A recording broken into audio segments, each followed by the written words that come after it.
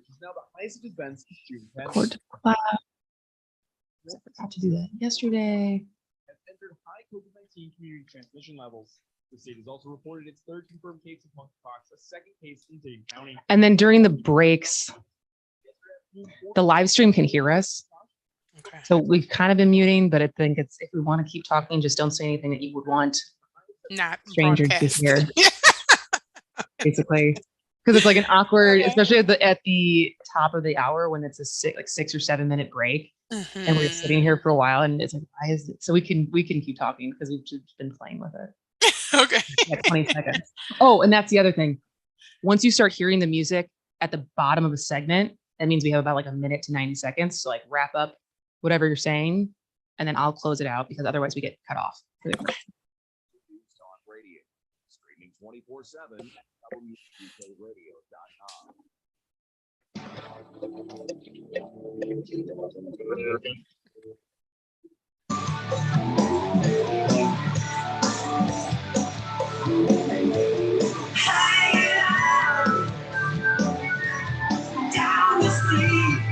Welcome to As Goes Wisconsin with Kristin, Brey. It is Thursday. It's beautiful outside. It's just, there's something about the summer that is just every day when it's nice out makes you feel better about the world. And looking out onto the sunny street of Waukesha, it's pretty great. And I am joined today by my new friend. I'm so excited to have you here. But my guest co-host today is Associate General Counsel and Assistant Corporate Secretary at Modine Manufacturing Company. Before her current role, she worked at Baird as a Senior VP and Associate General Counsel. She is also the founder of the Dreamer Next Door Incorporated and volunteers as a board member of the Association of Corporate Counsel and YWCA Southeast Wisconsin. She's also a double graduate from Marquette University, which we will not hold that against her. Oh, whatever. Please welcome my guest host for today, Isioma Nwabuzor. Thank you for making time to spend 2 hours with us today. Yes, I wouldn't spend it any other way. That's a lie, but I'm going to go with that. Thank you for having me, and I'm so happy to be here with you, Kristin. I joke about Marquette because my parents both went to Madison, Wisconsin, or University of Wisconsin-Madison when the height of Al McGuire's years, and my dad played basketball for the Badgers. So I feel like I just grew up both in Madison and just having a implicit bias instilled in me by my parents towards Marquette. But I don't actually have anything against Marquette, and I know that it's a good school and it's a proud part of Milwaukee. But you chose to go there twice, and so I did. They got your undergrad. Yes, they got a pretty penny out of me. I did go there. But we don't speak about that other school, so you know.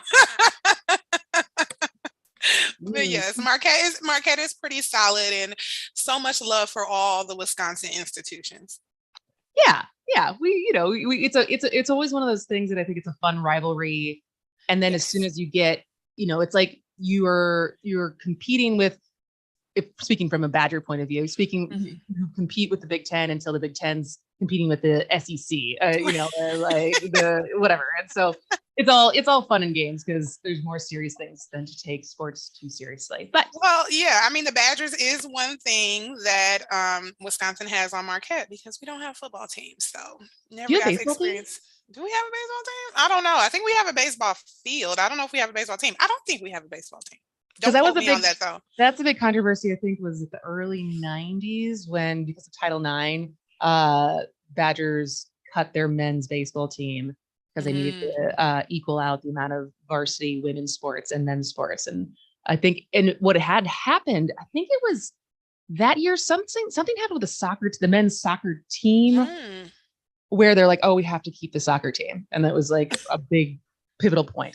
But anyways, we are getting off. I'm so excited to have you here because we met through me trying to collect more people to be video columnists at Journal Sentinel.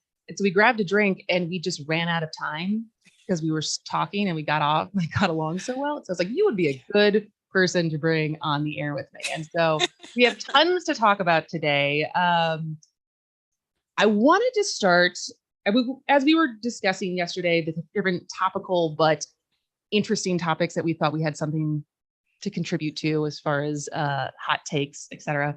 One of the things that popped up that is not the happiest topic to start with, but was policing, the state of police, and it's their role in creating safer communities. And so you are someone who grew up in Milwaukee. For people who are listening, Isioma is Black. And so there is, being Black in Milwaukee is the city that is consistently considered one of the worst places to grow up Black. You have a very specific experience, I'm sure, both economically, the segregation, but also with police in Milwaukee. But, there's multiple things that have been happening in the last, just this month. I mean, this week alone, there's been a pretty shocking video that came out of the Uvalde police and their lack of action during the school shooting that happened there. And they were checking their phones and putting hand sanitizer on. Yeah. And, pretty widely condemned nationally for what their cowardice in that situation. But that, I think, is in the bigger conversation because also this month, we had another horrific shooting of an unarmed Black man in Akron, Ohio. Jalen Walker, who it was a traffic stop and was hit 60 times and police put 90 rounds out. And then basically within the same week, they also, the different set of police, obviously, but the Highland Park gunman, Bobby Crimo, killed 7 people and wounded dozens of others, but was able to be apprehended unharmed. And it's just, I understand that it's hard to be a police officer right now because there is under so much scrutiny, and yet there is such an inconsistency in how people are treated and how police are acting in these situations. And so what has been kind of your reaction as these stories pop up, especially as we are 2 years out, 2+ years out since George Floyd was murdered? What has kind of been your reaction or your community's reaction in your friend group? So I do also want to mention, so you mentioned Jalen Walker, I believe is his last name. We had another incident in Grand Rapids, Michigan. I believe it was back in April with Patrick Loyoya, an unarmed Black man being shot and killed by Grand Rapids police officers.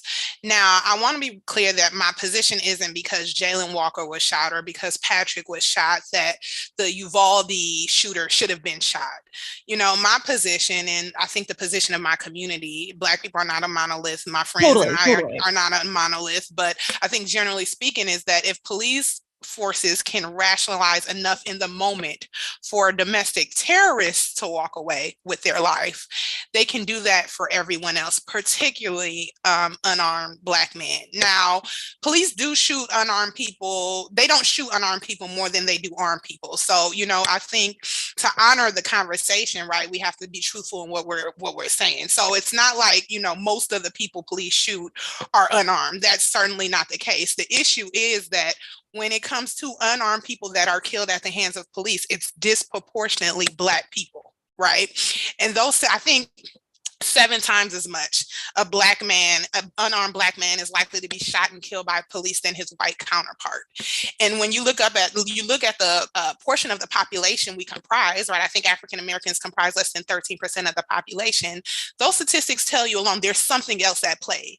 It's not simply people with a perceived gun. It's not, you made a wrong move. It's not that you're not complying. There's something else at play, and there's this implicit bias. And I think now, when right off the tail of George Floyd, there was this defund the police sort of conversation happening. I think that nomenclature ruffled a lot of feathers, and I think now the conversation is, or what it at least should be, is how do we reallocate so much of the time and energy and resources we put into police, which in these instances proved to be a reactive service, right, into resources and things that are more proactive, right? And how do police forces interplay with that. And so I think that's a conversation at hand. What I do think is a bit disheartening is that post George Floyd, a lot of this momentum has slowed down. And so I would like to see some of that ramp up again. And what do you attribute? Was it exhaustion? Was it why do you think the momentum did slow down? Because it was so intense, and it wasn't just with the defund policing, but it was also the amount of companies trying to, strengthen their diversity, their inclusion programs, and their hiring practices, and all of this different real potential sentiment that maybe things will be different this time. And is it just in the wake of the news cycle that just constantly distracts us into the next thing, whether it's COVID or inflation or January 6th, or, is it because we have short attention spans, or is it just that the energy isn't there? I think it's all of those things, right? I do think there was a level of exhaustion, even amongst my white friends. Like, let's be honest, we all have friends of different backgrounds, different demographics. That sort of white guilt started to creep in. And I think for even amongst my white friends, there was an element of, I'm just tired of feeling this way. I'm tired of talking. I mean well, I want to do well. I don't know how to do well, but I'm tired. I'm exhausted. I'm tired of feeling this way. I think Black people are continuously tired in society. It's always a new plight for us. It's always something. And so there's the exhaustion there. Aside from, and I think the particular burden on Black people is that while simultaneously advocating for our community, which I think is a unique burden that not all demographics share, you have to advocate for yourself as an individual. So we're just trying to get through the day. Meanwhile, we have our community on our back and on our shoulders. And then I think to your latter point, the constant news cycle, I think for excuse how candid I am, we are kind of sheep now. There's a lot of groupthink. The media tells us what to care about. And quite honestly, it's hard to be an American right now. It's really, really, really hard to be. There's always something going on. And, it's hard to sort of allocate how much care and how much time you put into different issues, particularly when I think there's a huge segment of the American population that feels relatively hopeless and helpless. Yeah. I don't think that necessarily is a party affiliation, a cultural or race affiliation. I think in general, people are exhausted. The last couple years have been, really, because we're both millennials, really our entire adulthood has been exhausting, right? Like, right. It's been a show. We've gone through a lot as far as public mainstream events that have shaped the world. But all right, well, when we come back, I want to center a little bit more, keep talking about policing, but center a little bit more on Milwaukee, which is where both of us live, and some of the new efforts by Mayor Johnson to try to reconcile some of the community policing lack thereof that there's been recently, and get your opinion on where we can go from here. But this is As Goes Wisconsin with Kristin Brey, and we'll be back in just a minute.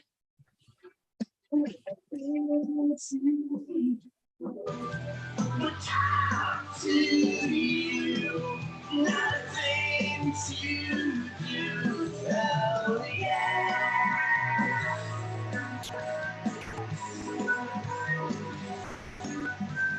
We're still rocking in Wisconsin. We're all right. We're all right.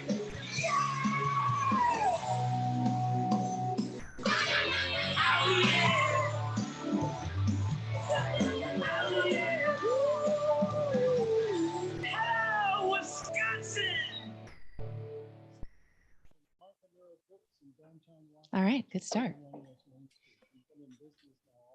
So I figured we can just swap what since we touched on George Floyd, we can swap and talk a little bit more about what's specific in Milwaukee with these new announcements, and if you think that will make a difference, or what would make a difference. I think especially, not that we want to waste it because we're on the area, but it's a tough pull right now with the homicide rates being what they are, but also the lack of trust in police. No, that went quicker than I thought it would. So. Oh yeah, it goes by fast. Like once we really get going, and you're like, oh, that was like commercial. I'm like, wait a minute. Yeah. We were just getting into it. I know. Once we get into the bottom of the hour. Got that right, Luke. When we first come back at 12:33. That one's kind of the longest, but that even will go by quickly. So, wow. Okay. yeah. It's a little different than a podcast. This podcast, you just roll with it. But when you have markers with the commercials to let you know that, oh, right now you gotta move on. It's like, did you ever do speech and debate? No. So I should have, but I didn't. Probably should have. Yeah, as a lawyer. Yeah. I did speech and debate when I was at community college, and the idea that when it's like parliamentary debate, you get up there and you talk, you come up with it on the spot for 7 minutes. And once you start, you're like, oh, 7 minutes is not that long. Like I can No, not at all. I mean, I think we'll talk about this later, but my TED Talk, I think 16 minutes. And it's like, once you're in it, like time flies. Absolutely. Yeah. 10 seconds. Donate online at the4bpc.org.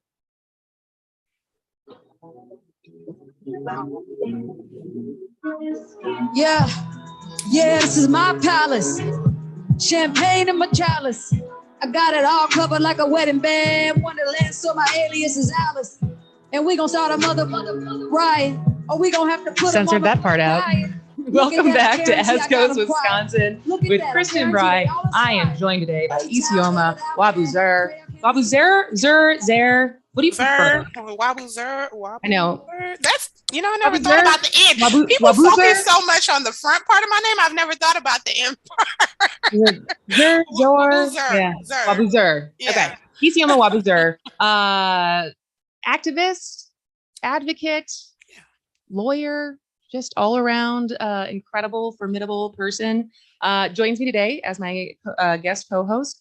And we're talking kind of big picture about policing and the state of police, but also now to narrow in or center on our city that we live in, Milwaukee, which especially this year has made, there's constantly headlines as far as a record high homicide rate that we as a city are dealing with. And that is obviously horrendous, but there's also reckless driving that is hurting people, harming people, making things dangerous. And in the contrast to also a lack of trust of police and a history of the community relations between Milwaukee Police Department and we'll call, north, we'll just say it as it usually is referred to, the north side of Milwaukee. And so I know this week, the MPD launched community-oriented policing community engagement sessions, which is a mouthful, which has been, I think, what Mayor Cavalier Johnson ran on and what the Office of Violence and Prevention has been saying of bringing back community policing, which I don't know if these engagement sessions, they kind of fall under that, but part of what I always understand about community policing is also having the people who are police officers live in the community that they serve versus having those police officers live in the outer counties of Milwaukee is allowed right now. And so what has your reaction been to the attempts so far, since we do have a new mayor in office who is also a millennial young Black man who grew up on the north side of Milwaukee. Where do you see the attempt to try to rein in the crime that we're saying? What role do the police play? But also how do you balance that with also building trust again? Right. Question. Sorry. No, you're right. So first of all, I'll take a step back and say it has to come from an authentic place. I think what a lot of Milwaukee stakeholders have failed to do thus far, at least in their public rhetoric, show that they're invested in people and not invested in the community and the city. Right. So what I mean by that is, I think sometime either early this year or last year, there was this huge sort of shooting of an off-duty police officer down at Shake Shack in downtown Milwaukee. Yeah. That got a whole bunch of press, right? Because now all the businesses and all these downtown stakeholders are shaking in their boots like, oh, the crime is coming near us. Right. And it was easy to ignore when it was contained in one area versus the tourist exactly where we make our money, the economic sector, the economic hub of Milwaukee, when people come in where they want to spend their money. And that right there in itself is problematic, right? And when you're looking, I mean, I'm not saying the people in the communities are paying that close attention to this conversation, like myself, right, who often serve as a liaison to our communities and things like that, that is unsettling in itself, right? Because that tells me you don't care about my people, you care about your money. And that automatically, you can't build trust when you don't genuinely care, right? And I think we have to recenter the conversation where we're doing this because we want to see the people of Milwaukee thrive and not just the city of Milwaukee thrive, if that makes sense. So I think that's a piece of it. And do you think that rhetoric has changed at all since April, or do you feel like it's been more of the same? You know, I haven't, I'll be quite candid. I haven't heard that much since this has happened. And so I'm excited to see where it goes. I do think that Mayor Johnson, his rhetoric generally is one that is a lot more invested in the people. And, but there is parts of it that's business oriented. I know he has a lot of business stakeholders and a lot of interplay going on there, but community policing it's not novel, right? And we've seen this work in different jurisdictions and different cities and been of huge success. But I think to have any sort of police force that is effective, right, and to move away from some of the statistics we've been seeing, you have to be in and of the people. And so do you feel like on its face that these sessions, these engagement sessions that they're announcing, is a good start, or do you think it's a little bit more lip service? I think it's a good start if you have the right people in the room. And so I think they'll have to be very intentional about getting true members of the community. Does the community know about this? Like, we know about this because we read, we care. Do the people, does the person on Hadley, on Burleigh, do they even know about this? On 56 and Center, do they know about this? Do they care to show up? So you have to have community buy-in. Another thing I would like to see, the stakeholders we have at the table. So I know that we have, the Office of Violence Prevention, the Fire and Police Commission, the Community Collaborative Commission. There are a lot of other grassroots organizations that do work in the community. They should have a seat at the table too, right? You have Ubuntu, who does research in, Black and Brown communities and are completely dedicated to this work. Are they at the table? And I think that is an easy segue to get more community and more individual buy-in. So I don't necessarily think it's lip service, but it has to be done right, because if it isn't done right, it'll fall flat.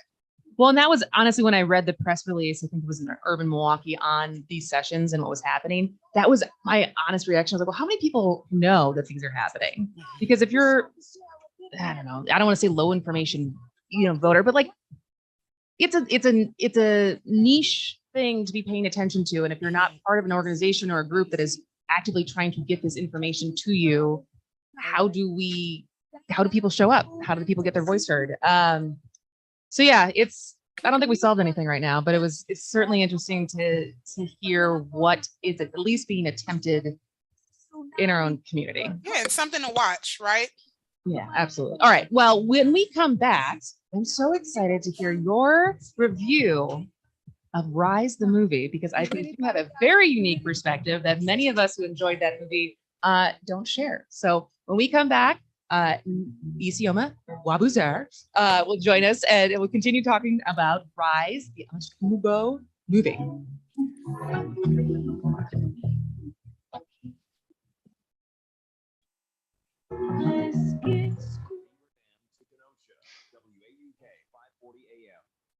All right, more commercial.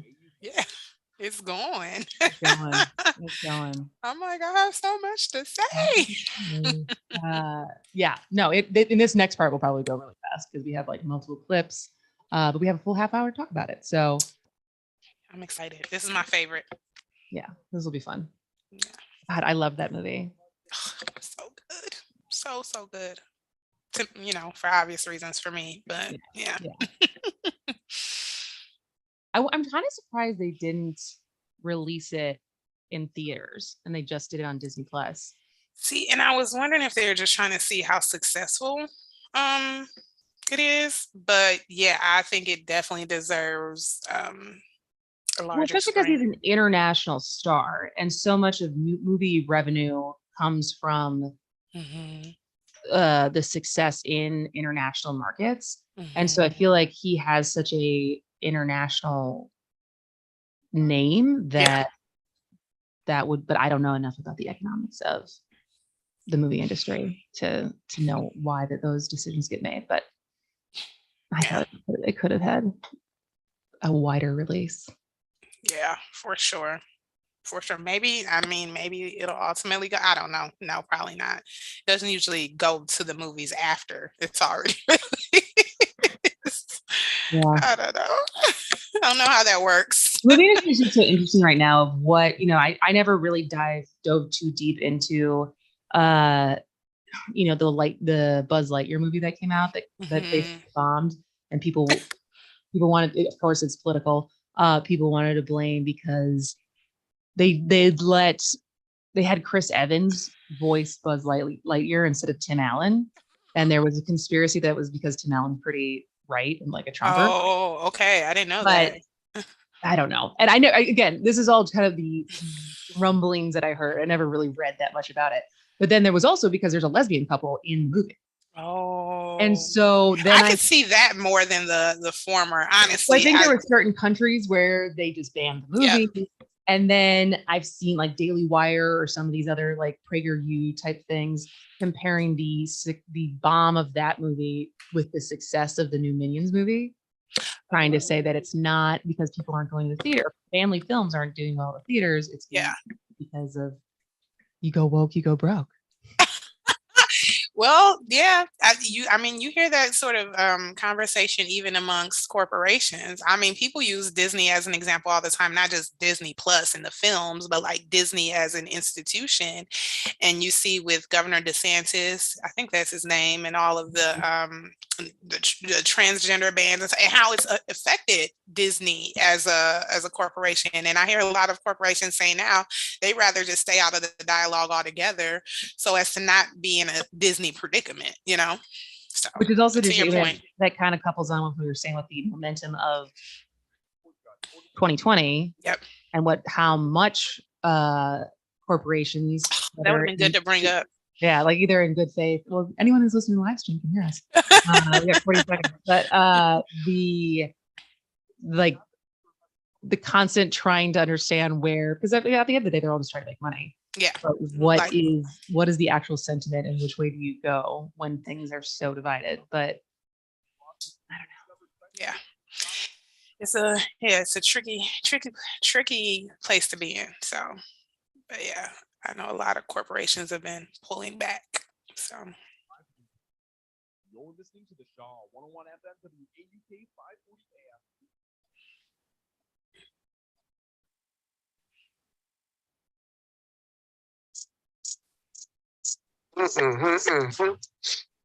Yeah.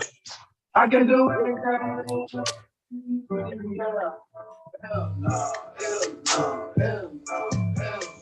I can do anything.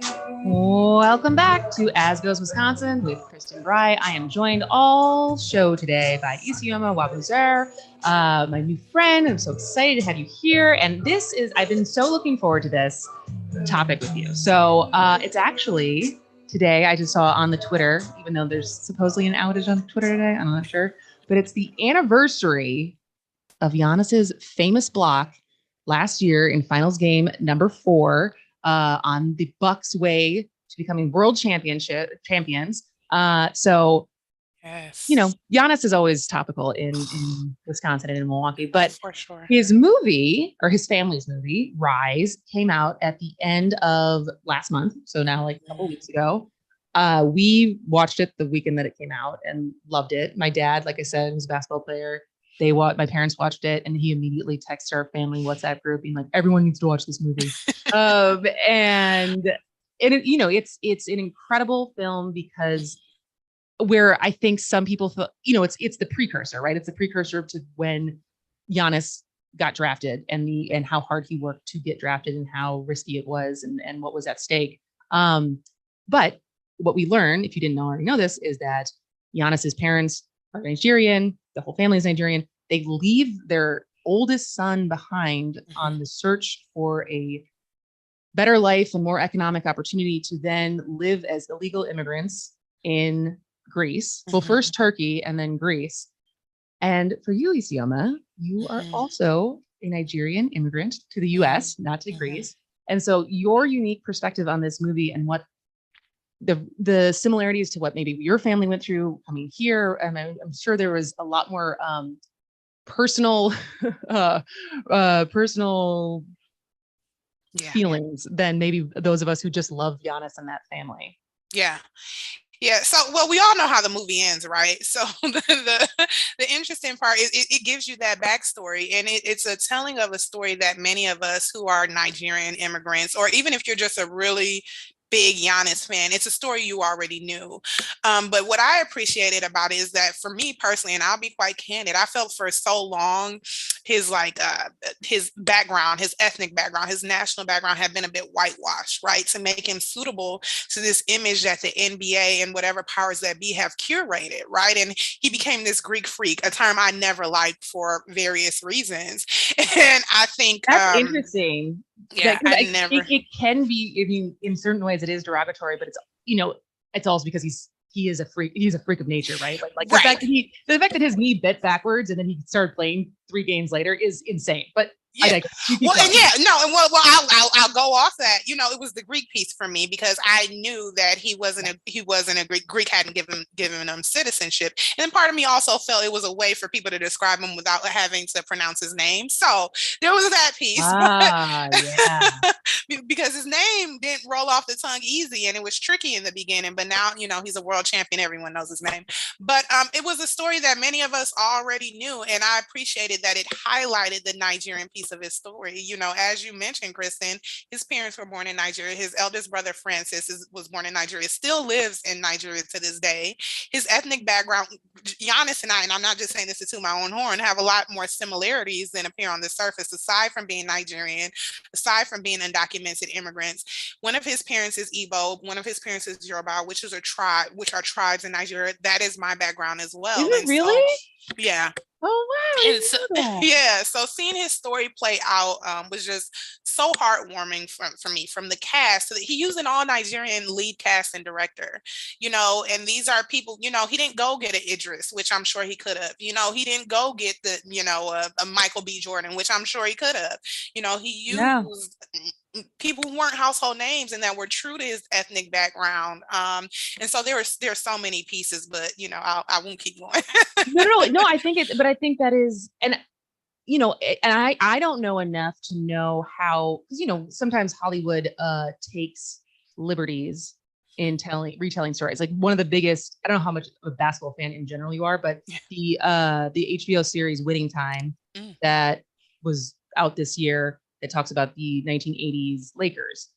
For everyone who actually, and a lot of those people are still alive. Like there was a lot of criticism to that series because of the liberties they took on personalities and how things actually went down. So as far as you understand it, how close did the movie actually follow what their story was? Yeah, it's pretty accurate from my understanding. So again, I sort of searched and looked Giannis's story up as soon as I knew a Nigerian player or a player of Nigerian background was coming to Milwaukee.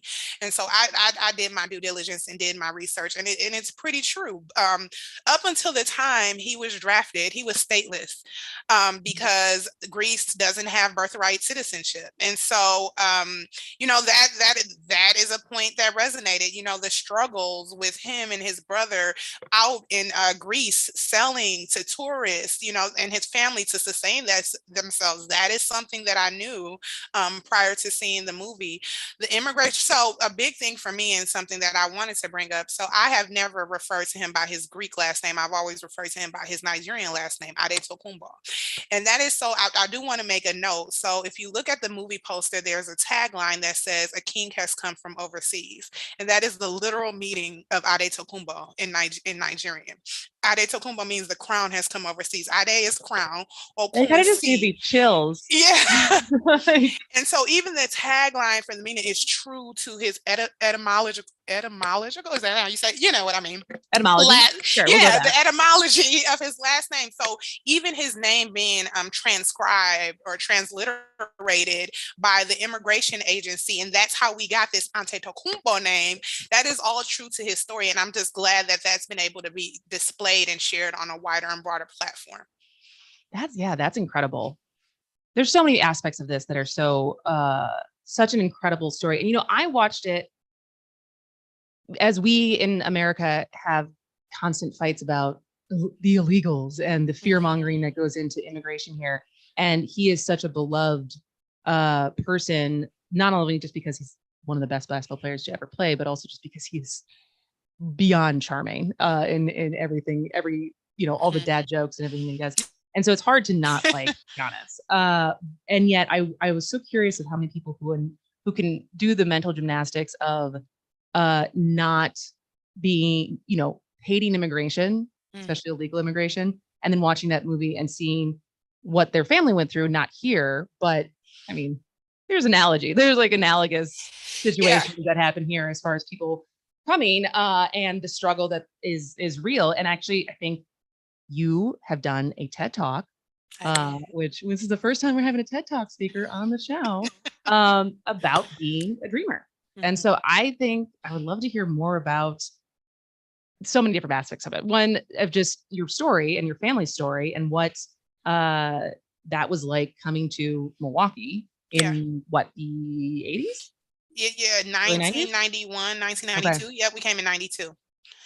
And what that journey was like, and then we can talk more about the TED Talk. Yeah, no, and I think, Kristin, you make a good point that I really want to drive home. I don't want people to get lost in this being an NBA champion story. This is an immigration story. Let's be very clear. Giannis's story is the story of so many immigrants, and we have to have an appreciation for hardworking immigrants that are not champion athletes, right?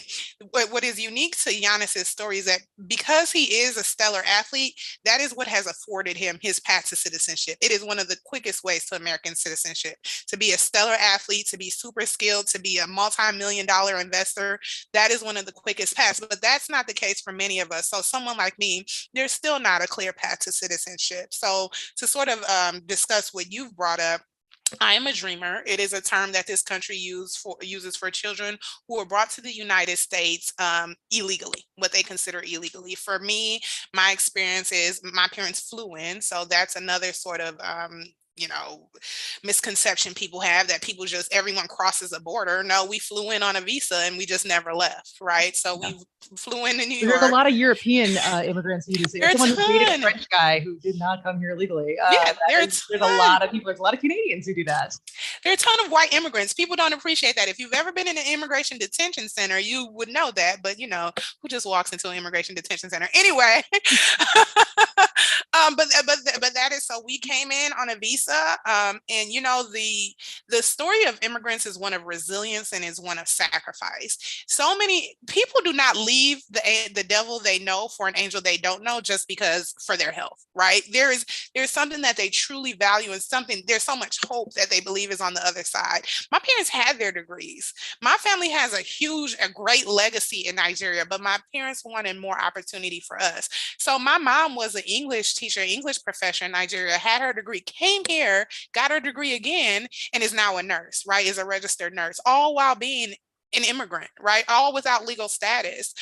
My father started all over, was working in agriculture in Nigeria, came here and started all over and built me and my siblings up and sacrificed opportunities for us. One of the sort of nuances of being an illegal immigrant, and I don't use the term illegal, so actually niche that, I use undocumented. Yes.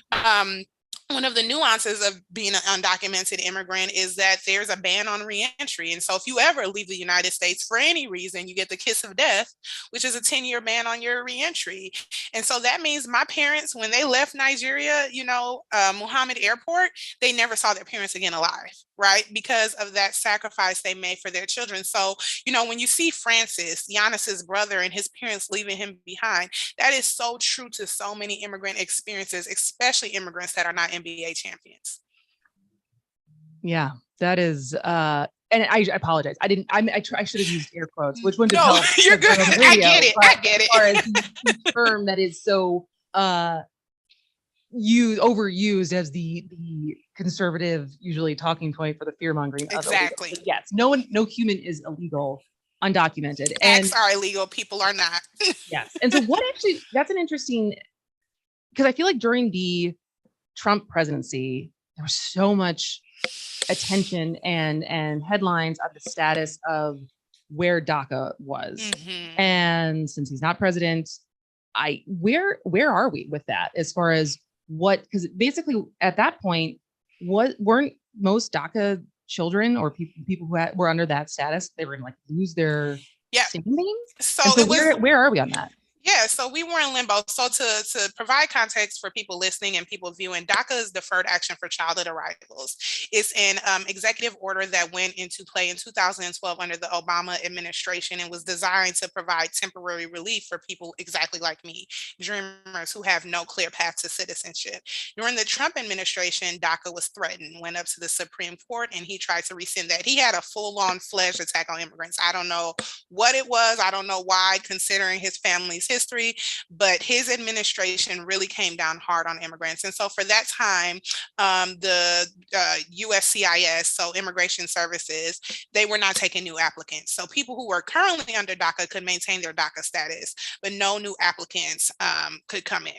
Now, the Supreme Court has since shot down his challenge and has gone back to the lower court, and they have since resumed accepting new applicants. So it's still pretty much status quo right now, but I think it sort of reiterates the need to have a permanent solution, because at any given time, we could be right back in, Trump times.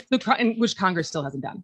Exactly. So as we talk about, the outrage of Congress never codifying Roe, there's another huge thing that politicians choose to, sorry, Luke, what do you do? Politicians campaign on, but then don't necessarily do anything to secure and settle so that people can be safe and know where they are in their ability to live in this country and succeed. Because one of the things I want to talk about when we come back is I found this morning, literally, this new New York Times opinion piece on, it's not really an opinion because it's based on fact, of the financial success of specifically second generation, so children of immigrants, and how the numbers don't lie, that y'all do very well once your family gets established here. So I want to talk about some of the numbers that this new book has found, and just let you gloat for a second, because you, my friend, are very successful. All right, we'll be right back in a minute. This is As Goes Wisconsin with Kristin Brey. I can do anything.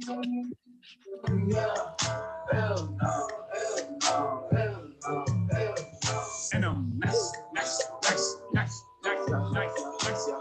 nice.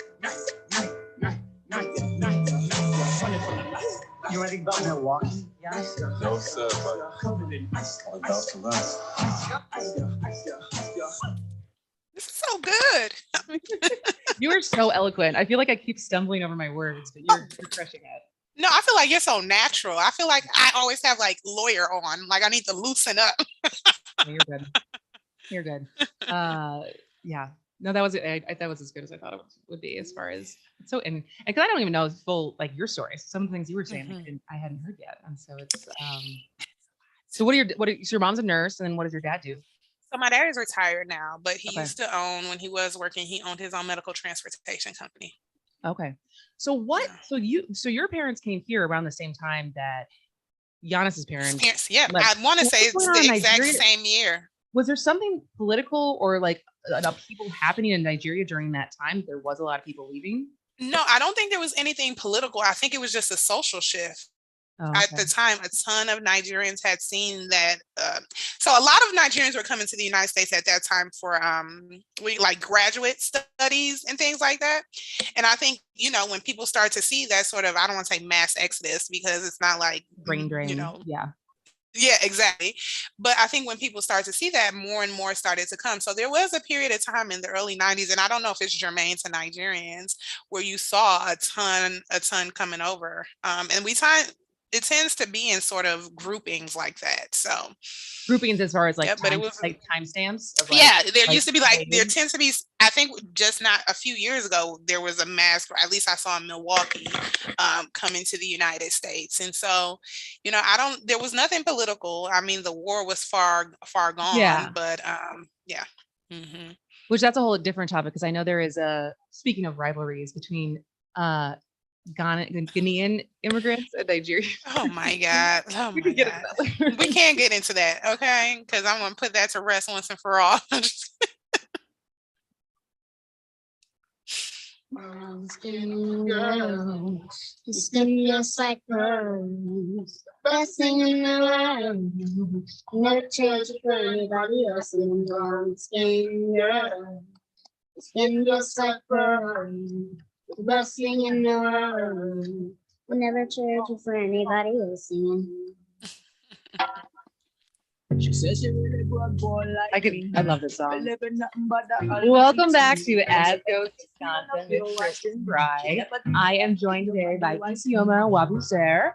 And we've been talking about, we started talking about her experience of watching Rise and how familiar that story is, because she is, her parents were born in Nigeria. They moved to Milwaukee in the early 1990s, and how many similarities you experienced as now the Kumbo. How do you pronounce it? The actual before we became Greekified? It's Adetokunbo.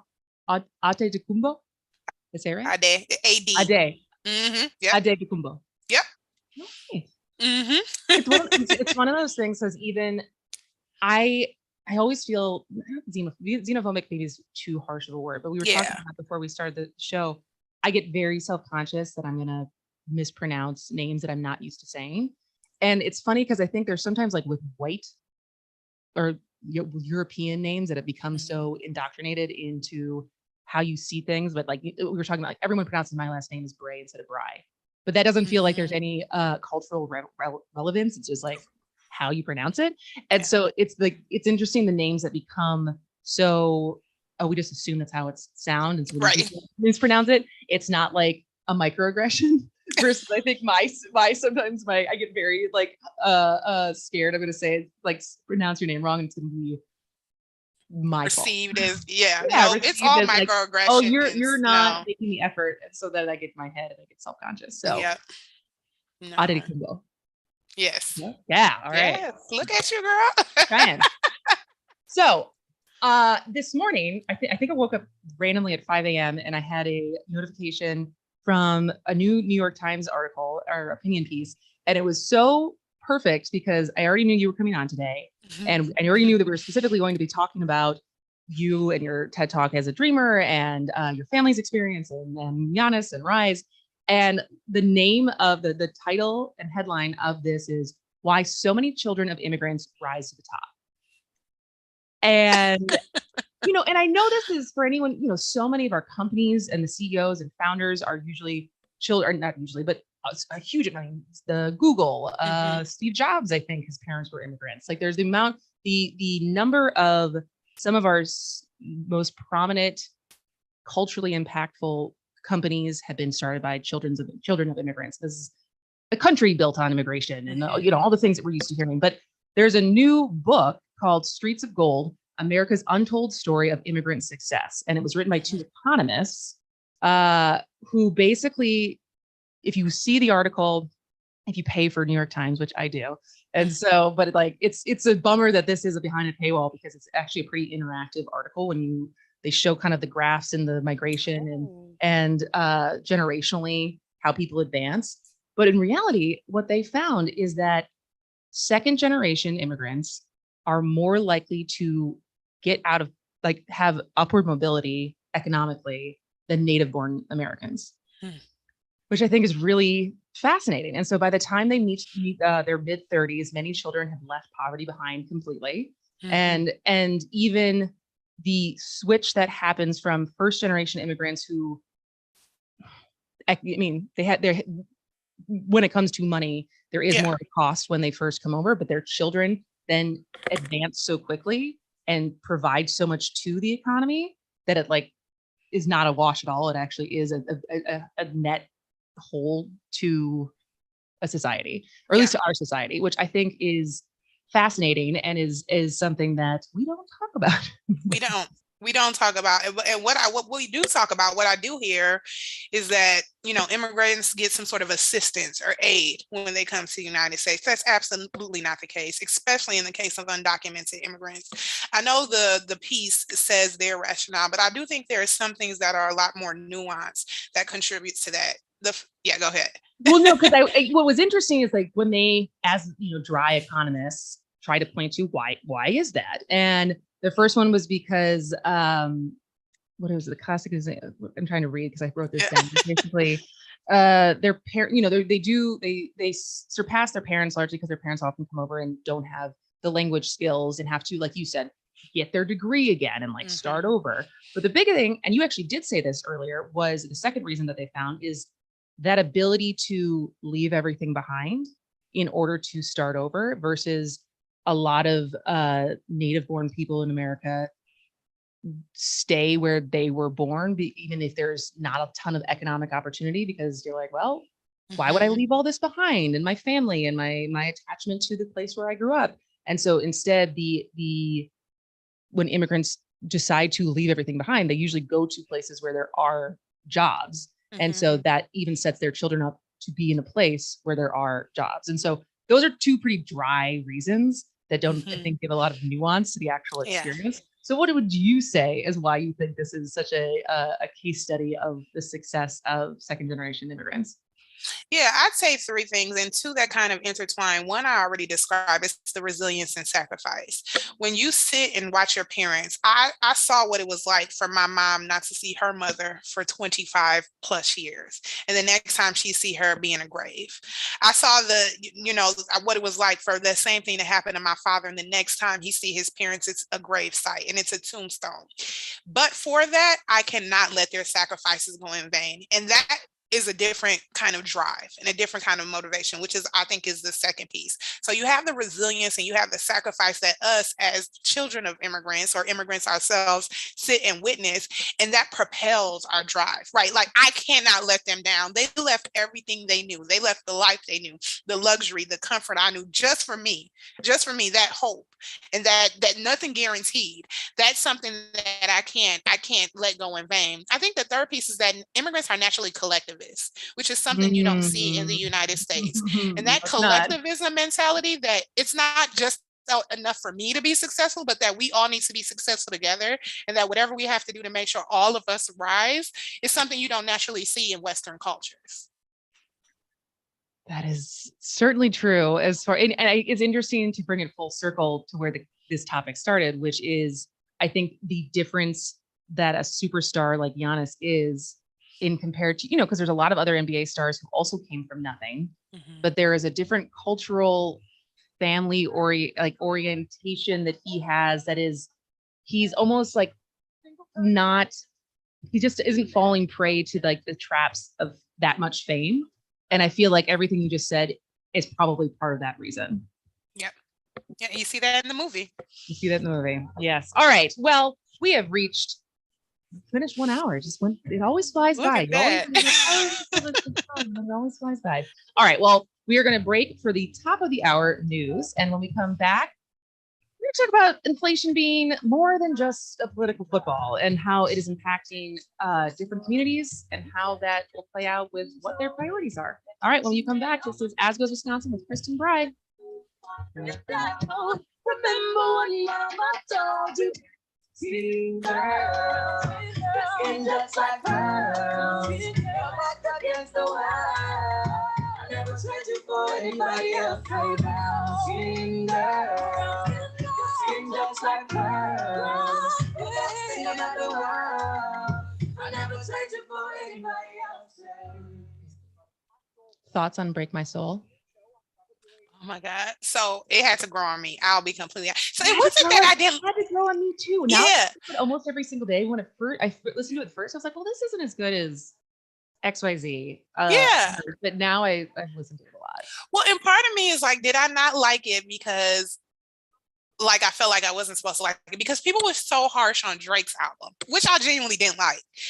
And it was the same kind of like house music, like vibe. And then everyone loved Beyonce. So part of it me was just my resistance to like going with like the group Drake trying to like Drake's Drake. I feel like Beyonce is more collectively loved than Drake is. Exactly. Popular. Right. And it's like, well, how do you guys like love this and hate what came out like, you know, Friday night? And so I was just like, no, that doesn't make sense. The logic in me that can't reconcile that. But I love it. I really do. Is the whole album supposed to be that genre now? I don't know. I'll be honest. If the entire album is that genre, I don't think I would.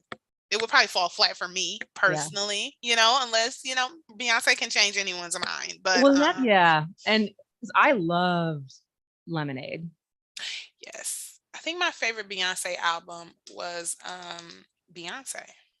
Yeah, that was for me, that was the big shift. Because I would say in the 2000s, you like Destiny's Child, like a couple first albums, super poppy Beyonce. Mm-hmm. I knew she was wildly talented, right? But it was not as interesting as then when Beyonce came out. And all of the like Jealous. I still listen to Jealous, and like the emotion in that song. Yes. Oh, like I can start like I do my theatrical syncing to that song like it's Burned from Hamilton.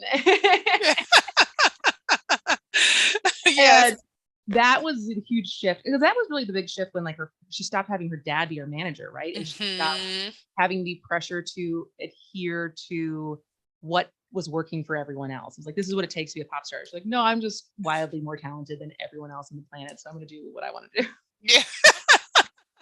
Yeah, no, she is the greatest entertainer of our time, unequivocally. Yeah. So watching the Coachella performance and what there's some meme that just basically says something along the lines of she had just given birth to twins, and watching that documentary of what it took and the effort and the meticulous nature of the rehearsals and everything that she did to get ready for that show. It's like, you can prepare for this meeting. Exactly. You're not working hard enough. You're not working hard enough. Like you and Beyonce had the same 24 hours in a day. Yeah.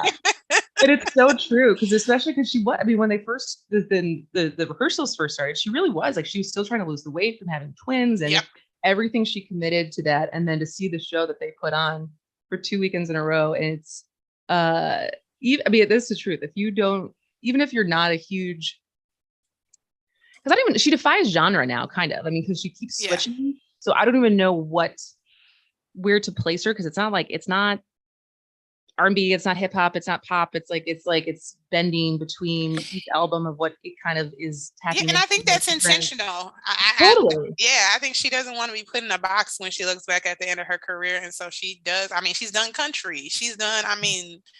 When she did that secret recording with the chicks for Daddy, is it Daddy's Lesson? Yes. Yes. Oh, I think they performed it. Was it the country? The CMAs. Was it the CMAs or the Grammys that they performed that at?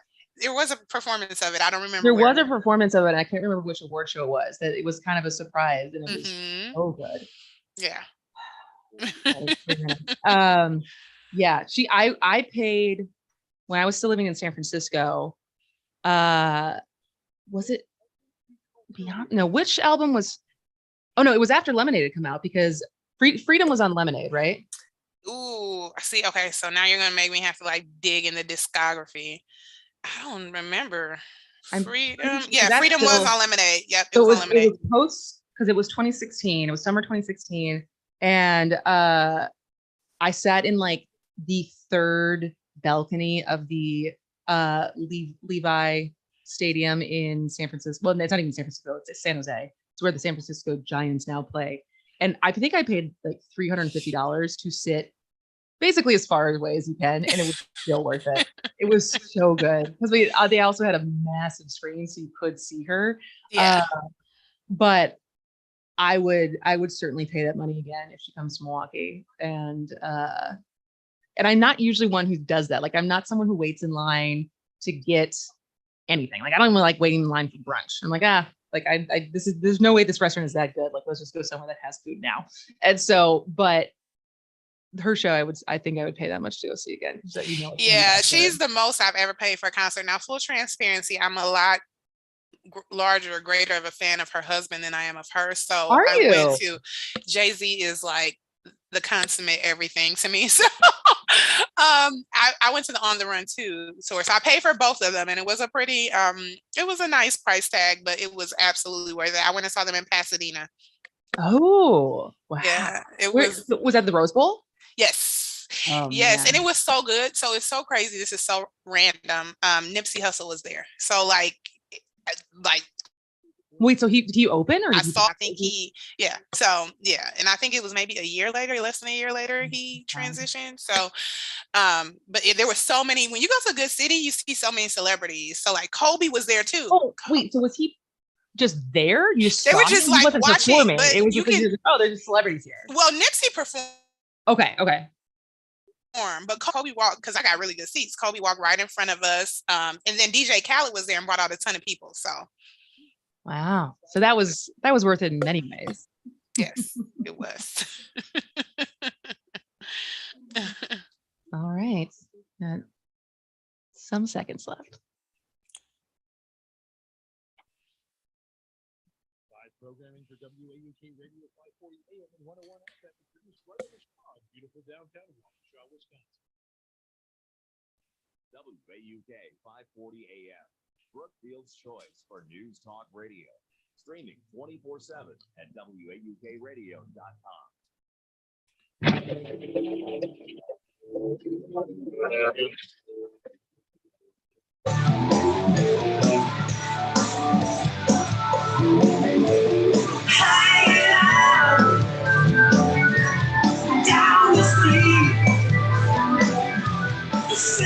Welcome to As Goes Wisconsin with Kristin, Brey. We are in the second hour of Thursday's show, and I have been joined the first hour and will continue to be joined in the second hour by my friend, lawyer, advocate, activist, speaker, dreamer, Isioma Nwabuzor. This has been so fun so far. And now the next topic we were going to jump into is a big one. It's a topical one. I don't know. I don't really know where we're going to go with it, but we're just going to start into it, because the talking point everywhere everything right now you hear about is inflation. Yes. You not only hear about it, you feel it. So it is very much more than a political football, because everyone is experiencing it. They're experiencing it in different ways. I think there's been different cutting of data to see based on if you drive, if you commute, your race, your kids, because the spike in price depending on what product or industry you're talking about, that some people are certainly feeling it way more than others. But I think from a political standpoint, which is a lot of times how I end up talking and thinking through things, because I love and consume so much about politics, is what does this mean for the Democrats? What does this mean for Republicans? What does this mean for the midterms? Which is, elections have ramifications, and so that is not worth talking about. But in reality, it actually is hurting so many people. After we saw people having the opportunity to get wage increases and new jobs, and there's, across the country, but specifically in Wisconsin, there's a labor shortage. So at one point there was this wave of everyone kind of doing better in their paychecks. But now that percentage increase in paychecks has not kept pace with inflation, which now is at 9.1%. So I'm just gonna leave it there, and I'm gonna let you just comment, and then we'll take it from. I'll react to whatever you say. Yeah, you're absolutely right. So I have a friend on the East Coast, and she was a graduate student 8 years ago at UMass, was getting a graduate salary. I think she was getting $28K, and she was just talking on Instagram yesterday how her 2-bedroom apartment was $900 a month, and she was struggling. And today, the graduate salary at UMass is $32K, around that. And that same apartment with no renovations, no upgrades starts at $19.50 a month, right? And so to your point, wages are not keeping pace with the standard of living and how much it costs to live. I was just watching Good Morning America and looking at CNN and all of these pundits and articles, and even basic groceries, right? They're more than they've been since 1981. Eggs are up 33%. Chicken is up 18.6%. Milk is up 16.4%. And all of that to say that even the most comfortable of us, right? Like, let's be honest, I'm a lawyer, I'm privileged, I'm solidly middle class, right? If not upper middle class. Life is uncomfortable for me. And so when I think of these things and when I think of inflation, if I'm uncomfortable, how are the most marginalized amongst us? How do they feel? And as we're looking ahead to November and all of these upcoming local elections and federal and national elections, this is something you have to keep in mind, right? And people are different from an economic perspective. I think at least the African American community takes economic advantage and or disadvantage a lot more seriously than other demographics might right now. So it's something to stay at top of mind. And that's been proven. I mean, there was a headline out of CNN today that they've been actually looking into it, and it's Black and Hispanic Americans are getting hit harder by inflation. And it goes into exactly. I mean, but it's also like we had said, isn't that just always the case? Right. With everything. Whether it was COVID, whether it's inflation, whether it's just the most vulnerable populations are usually in poverty or have higher rates of poverty already, which shockingly, that's sarcasm, overlaps with Black and brown people. Exactly. And I think that's the particular nuance with inflation, right? Because we're obviously, yes, whoop-de-doo, it's no surprise. We are always impacted more by certain issues. And by we, I mean Black and brown communities. But that's typically galvanized, and that's typically the case because of our financial and socioeconomic status, right? And so when you're talking about inflation, what is the solution to making sure that these marginalized communities have some sort of economic empowerment while fielding this chaotic time we're living? Because, you know, the threat of the recession is not disappearing. I think the euro and the dollar just reached parity for the first time in 20 years. In 20 years today, right? Today or yesterday, sometime this week. And so that's what I want to hear candidates talking about. When we're talking about who's going to be senator, when we're talking about, that's what I want to hear. And it's interesting because at least from what I'm hearing, there's a lot of finger pointing, but there's not necessarily, like, what is the actual solution? Because the Fed is probably going to raise interest rates again. Exactly. But the part that I feel like more left-leaning media outlets or certain Substacks like Robert Reich and stuff, who is constantly talking about corporate greed and where we are with antitrust laws and the accumulation of, there's a very few companies that own almost everything. And so when we talk about prices at the grocery store, there is a lot of different brands you can buy, but those all fall under about 4 different companies. Yeah, you got like what, Unilever. Unilever owns everything as far as I'm concerned. Unilever does own a lot, but it's like the appearance of competition, but there isn't, right? And so I always don't know who to trust as far as what is actual costs getting pushed on to consumers because of supply chain and real cost to the business that is causing prices to go up versus big corporations that do not have the pressure to keep their prices competitive because they own everything. Right. And I so think their ability to just price gouge.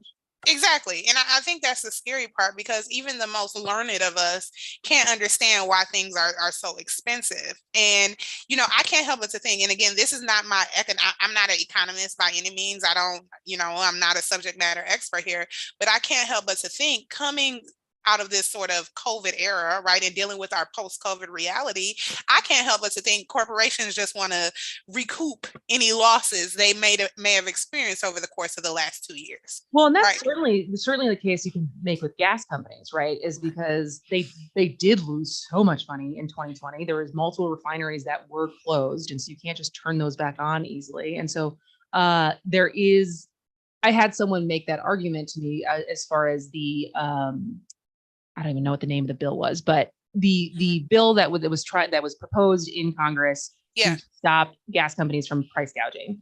And there is an argument as far as like, it's a dangerous game to play to try to limit how much windfall gains an industry can make, because then you adjust for incentives. And the example was given to me is in this situation right now of a potential grain shortage globally because of the war in Ukraine and Russia, and how much of the world's grain supply and wheat supply that they provide and are not right now, that there is a potential for American farmers to really, have a windfall gain because they are going to try to, supply what is missing. And are you going to limit how much they can profit from that? Are you going to how do you stand on that leg of oh yeah, we're going to American farmers, we're going to hamstring, right? It's a lot easier to finger point at gas companies, but it is kind of the same logic. And so I totally would admit that it's maybe more complicated and above my pay grade, but it does feel like there's continues to be certain, when you hear numbers of record profits, that it's just passing the cost on whilst not feeling any of the pain that the corporations aren't feeling any pain. Yeah. It's small businesses, it's consumers, and it's specifically people who are working class and in around or below the poverty line. Yeah, absolutely. And I think, your point about, for instance, the wheat and grain example reiterates the need for politicians running in various races throughout Wisconsin to sort of share their piece, right? And what they presume to be a solution to this, because, we can't neglect that so many Wisconsinites are farmers, right? And there's so much farming, and that's how they sustain themselves. And so what does this look like going ahead? I know President Biden has proposed the gas tax holiday. I don't know if that's, official or what's to come from that, but we absolutely can't ignore that life is getting increasingly expensive. It is insane. I'm afraid to go to the grocery store, right? And like I say again, not to to my own horn, but I'm solidly middle class. Why? And these are basic necessities we're talking about. And I had the same since starting the radio show. Prior to this, I didn't have a large commute. Where I live in Milwaukee, when I was at WTMJ, it wasn't that far of a drive. Going to Journal Sentinel, not that far a drive. But now I'm driving to Waukesha every day. And that is a hit, right? That is 36 minutes each way. And I've certainly noticed, and thank God gas prices are coming down a little bit, and they're below $5 again. And I'm similar as you, right? I am solidly middle class. I make a decent enough wage that it is not, I don't have children to feed. I only recently now have a mortgage, but that doesn't even kick in until next month. Congratulations. So my overhead has been that has not been that intense. But I can totally understand the privilege I have of that combination of my income and lack of expenses that I'm responsible for. And so for you, does this change how you vote? That's a good question. I haven't. So full transparency, I can't vote. So let's. That's true. You could vote. If I could vote, just I don't want anyone taking me to prison or anything. But and in these times, you do have to specify. I'm not voting illegally. Right. Exactly. As a disclaimer, citizen, can't vote but cares. But I do think. I think, and I don't want to speak for everyone, but I think the assessment is who can make my circumstances better the quickest, right? And I think that's what people are going to look. Now, someone like me, I was a political scientist. That's what I have my degree in. I understand that a ton of promises are made on the campaign trails that rarely come to fruition, right? So I probably wouldn't put my whole vote in that. I think there are some issues, more long-term issues that are a lot more important to me. But I think it's something to consider. Your average layperson is going to look and say, who can make my circumstances better the quickest, right? And so yeah. Well, again, probably didn't solve anything. Right, but something to talk about.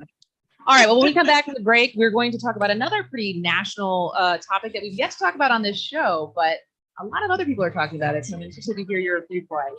That goes Wisconsin with Kristin Brey.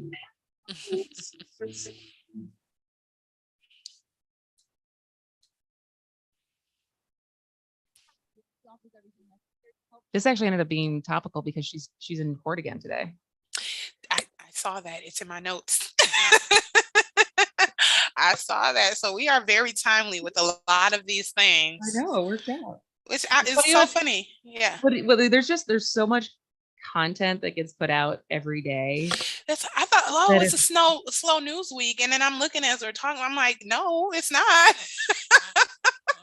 And I between Twitter, Instagram, like I just have a constant note in my Apple Notes app of every time I see, and it's just like all hyperlinks to, well, this could be a topic, this could be a topic, this could be a topic. And that's literally when I make these outlines. I go through that and I'm like, all right, is this still relevant? But the amount of information that is constantly coming out is that it's never really a slow news week. No, not at all. Exactly. I'm looking at something now. House passes new bill to create an active shooter alert system. Just popped up an hour ago. 168 Republicans voted against it. Why? Like that? I think that's my point. It's hard for me to understand. Is it just a vote against what the status quo is to believe that when it comes to inflation, that voting for a Republican is going to make a difference? And like, and again, to the layperson, maybe they're like, well, it's not working now, so maybe this can. And people go back and forth, but it's just more of the same, right? And I don't get it. Sorry. My mom just texted me and said it's such an interesting show today. So Debbie Brey approves. He got mom's approval.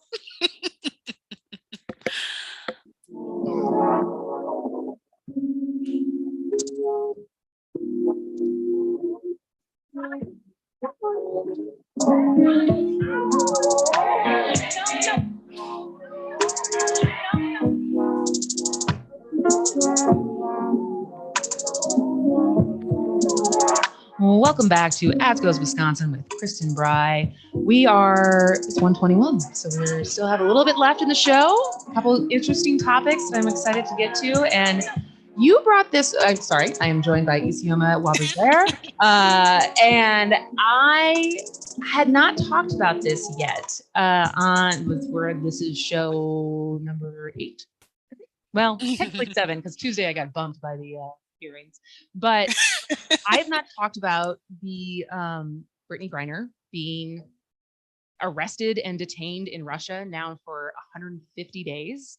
Obviously, I think nationally this has it's come kind of in and out of the news because 150 days, that's going on 4 months? No. Something like that. 5 months? 5, yeah. And to recap the situation, Brittany Griner is one of the best WNBA players in the country. She's like this 6'9" powerhouse woman of color who is a multiple MVP, like superstar. But because the WNBA doesn't pay that well, she makes a lot more money playing in the off season in Russia. And 150 days ago, she was flying back to Russia and she was detained because she had a vape pen that had, was it hashish or hash oil? Yeah, some variation of weed, basically. And has since been detained. And it is controversial because she is a Black woman who's also a lesbian and married to a woman. And she is a star in some vein. And at first, the family wasn't really saying much and it was pretty private. And now there's been a bigger push to try to get her out. But it's controversial because there's also other Americans who are wrongfully detained, or at least in the view of the White House and America, are wrongfully detained in Russia right now. And the only negotiating chip is the merchant of death, Victor Bout. And this honestly, when I hear stories like this, as someone who is certainly not a WNBA superstar, it makes me not want to travel to certain places because it's like I will certainly screw up and get arrested and no one's coming. Right. But what because you wanted to talk, you wanted to talk about this. Like, what has this meant as you've followed the story as it's following? Because right now she's going back to court for the third time. Yep. In Russia. She's going back today. Yeah. So a few things sort of resonate with me with this story. Obviously, for those who can't see, I'm a Black woman. I'm not a queer LGBTQIA identifying Black woman, but I am a Black woman. And so I just resonate with her from that regard, right? You know, there's been a lot of social commentary, and when you look at the court of public opinion, that had this been LeBron, you know, had this been Russell Wilson, had this been Giannis, right? She'd be home by now. And I think there's some truth to that. But I think that, you know, we can also appreciate that there are some political intricacies and international relations at play that the general American public and the court of public opinion fails to appreciate, right? And I think the two are not mutually exclusive, and that we can appreciate both. That if this was a Black male athlete or a white male athlete or a male period, right, that some male of prominence, there might be a lot more expediency here. But to your point, Kristin, the family was pretty hush on this early on. And from what I've heard, from what I've read, that was a direct instruction, right? Because they didn't want to get to this point where Russia was asking for something. So they didn't want to leverage, they didn't want them to give them leeway to leverage her for this merchant of death or some larger, you know. Like he was like a massive arms dealer. I think exactly. What was the Nicolas Cage movie that was supposed to be like loosely based on this guy who basically like sold mass like weapons of mass destruction, weapons into anybody, right? Yeah. It's like indiscriminately you get a weapon, you get a weapon exactly. Very, very rich. And that does, and I'll say politically that's a huge trade-off. This is the guy who is like wildly dangerous to, whether it's for her, whether it's for her and the other Marines that are I think, what is his name? Paul Whelan. Paul Whelan, yeah. Who's a former U.S. Marine who's detained on espionage charges. Yep. So I don't. I think you're right, though. Like, I think you're right as far as is it the intersection of those three identities for her that it is.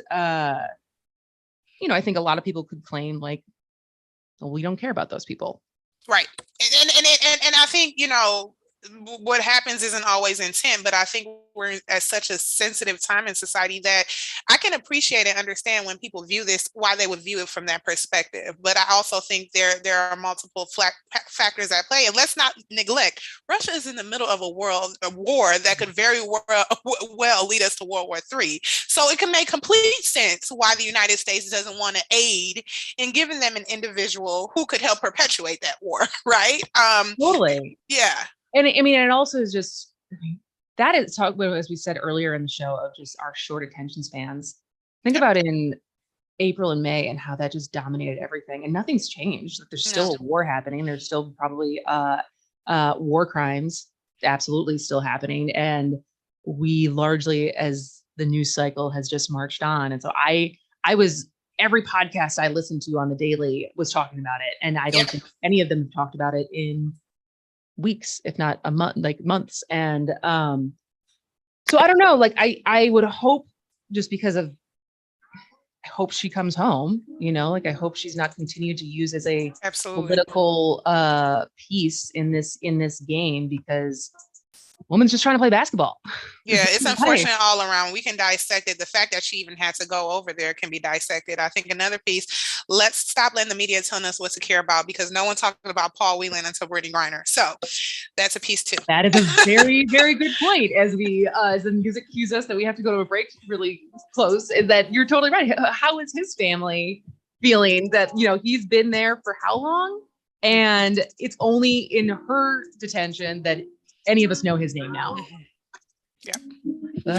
All right. Well, I'm excited for our next topic. We might even get a caller, because I know one of the women who is involved in what's happening in Muskego right now, which is kind of CRT like, but we'll talk about it when we get back. As goes Wisconsin with Brey.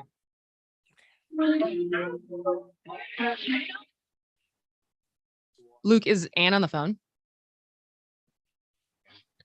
So yeah, you got Ann on the phone, and you also have Cabby Hong, who is the teacher of the year on the flyer that you got. Oh, So they're you got both on two- the phone? You got 2 callers. Yep. Did they call you directly? Why did nothing pop up for me on my flash thing? Because you're logged into the wrong flash thing. Oh, well, it's just up. Yeah, I know, because you're in the Waukesha flash thing, but since I'm producing, the calls get routed to me right now. I'll call in and or I'll remote it and switch it. So they both called in separately? Yep. Oh, You got them interesting. on line 1 and line 2. All right. Who do you think we should go with first? However you'd like to go. All right. Well, I will. All right. So what I'll do is kind of sum up what I understand the story to be, and then let's go with Cabby. Let's go with Cabby first, and then we can go then we can go with Ann. And we might just listen, Isioma. Yeah, I think that'd be good. Yeah, because they're directly involved with what's happening. They know better than we do. And so I will get to sit back and just have, instead of trying to recap what's actually happening, but the people who are actually involved talk about it. Yeah, exactly. And then once we're done with that, because I saw on your Twitter, oh no, that's not the one I wanted, that you were at our mutual friends for the Inspire Her, which I didn't get to go to, but yeah. I love Brey and Tania. She's the best. Yeah, I know. She's such a sweetheart. But I also was just thinking the name of, oh, Luke, can we say bitch on the air? Wait, I didn't see it. We can? Yes. Because I love that I love the name of that. I do too. Session. And so and it would be interesting to see. Oh, he's signing it, so I can't touch the mouse. So you moderated it. Who else was in the session? So of MLK Bid, Akila Adams from Direct Supply was on the panel, and then Rebecca Lopez from Godfrey and Con. I know Rebecca. Yeah. Another. I'm assuming that you, in your world, Eric Kennedy is. Yeah, I'm familiar with Eric Kennedy. Yes. Okay. I'm familiar. I feel like he knows, and he just is so he networks with everyone. Yes, anytime I need, Milwaukee leaders. Yeah. Whatever that means is the amount of people that he is friends with and can introduce you to. And so yeah, him and Renell. Yeah. Mm-hmm. Yeah. And so so many good people. So many good folks doing good work. Yeah. So it was a great panel, great perspectives. Rebecca and Ray are really good friends of mine, so it was good. I'm actually supposed to go to Rebecca's law firm, I think, to try to recruit more columnists. Okay. That hasn't happened. That hasn't been scheduled yet, but hopefully we get back on that.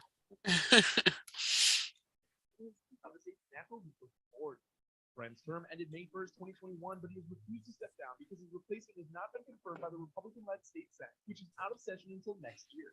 The search will go from June 29th, 2020 through June 29th, 2021, and the search will include previously deleted messages if they can be recovered. Through other lawsuits, it has been discovered Brent is coordinating with lobbyists and staff of elected officials. Sunny skies expected today with light and variable winds and a high of 77 degrees. Partly cloudy skies expected this evening with a chance for rain or a straight thunderstorm and an overnight low of 55 degrees. You're listening to the Shaw 101 FM WAUK 540 AM.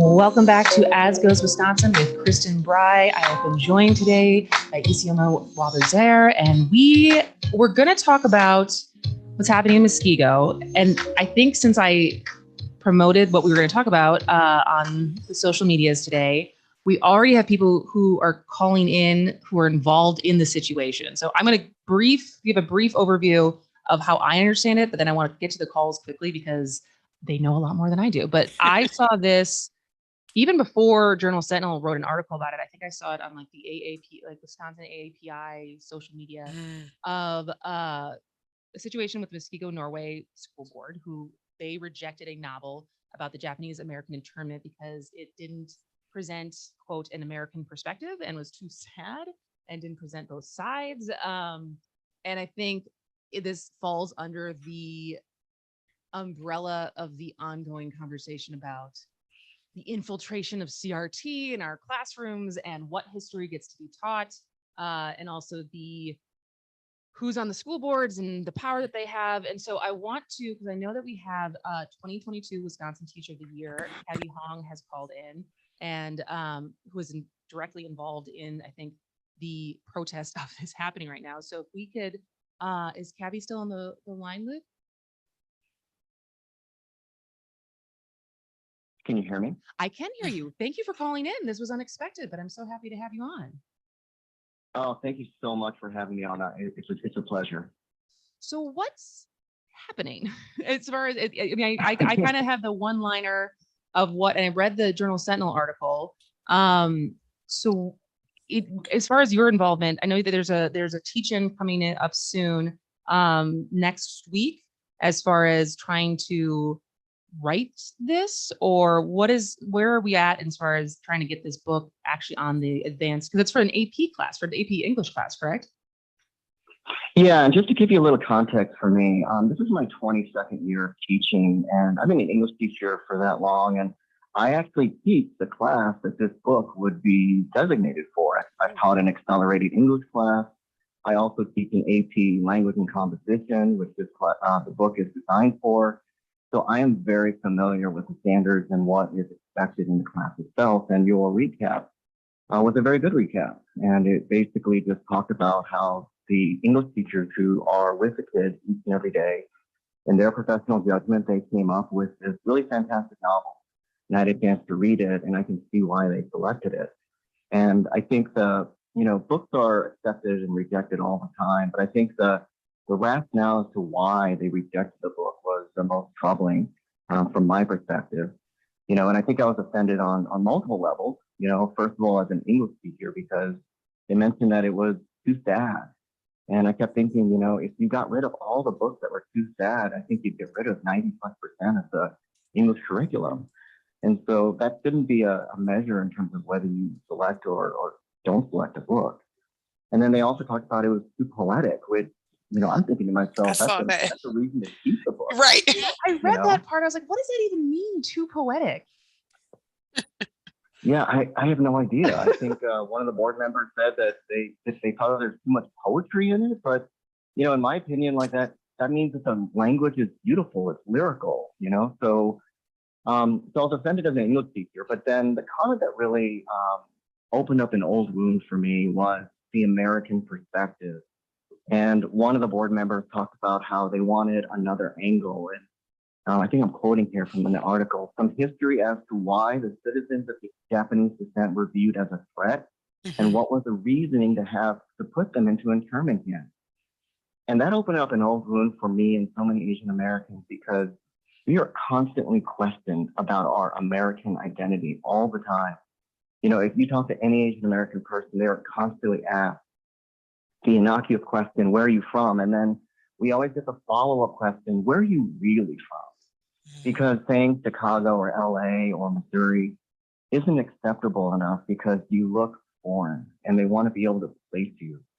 And so for me, that opened up a really, really old wound that I've been kind of trying to develop and to nurse. And so, this concept of how a Japanese American writer talking about a Japanese American family enduring the indignities of this injustice does not represent the American perspective is really kind of hard to follow.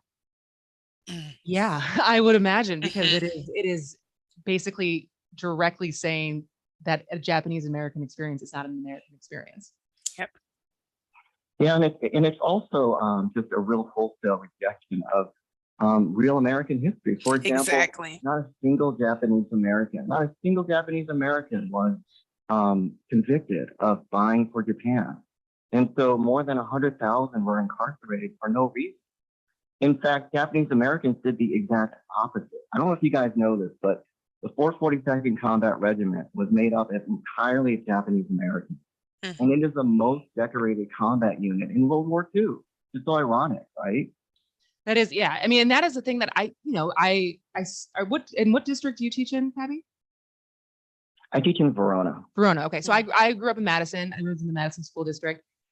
And, it might be memory and too many drinks over the years, but I don't remember learning that, and I think this goes back to in all of the different facets of the history that we are taught and the movement to try to teach a fuller, not always happy, usually pretty sad picture of what the different experiences were like of all the different groups that make up America. And we have not historically done a very good job. And I think personally in Wisconsin, I know that we've not done a very good job of what I remember of all of the different demographics. Like Wisconsin is not a monolith, and we are made up of so many different groups that have either still here, as far as the different Native American groups that are still were displaced but are still living here, but also the different groups that have come. I mean, I don't think anyone ever remembers that we have the largest Hmong population east of the Mississippi in the country, and that is a huge portion of our agriculture and different groups that have in central Wisconsin, in Madison, where I grew up.